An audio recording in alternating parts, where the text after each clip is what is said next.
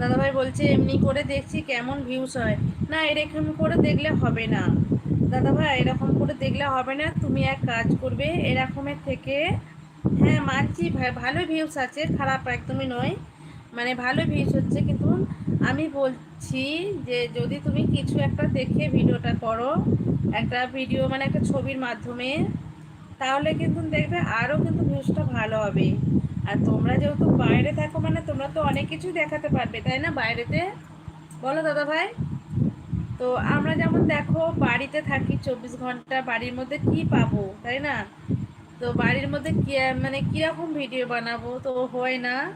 তো তোমরা যেহেতু বাইরে থাকো, তো তোমাদের তো এগুলো সুবিধা, তাই না? অনেক কিছু দেখাতে পারবে ভিডিওর মাধ্যমে। সেভাবে ভিডিও করো, যেমন করছো সেরকমই করবে। এখানে ছবিটা অন্ধকার আছে, তুমি ছবিটা শুধু দেবে, ভিডিওটা শুধু দেবে, তাহলেই তো হবে।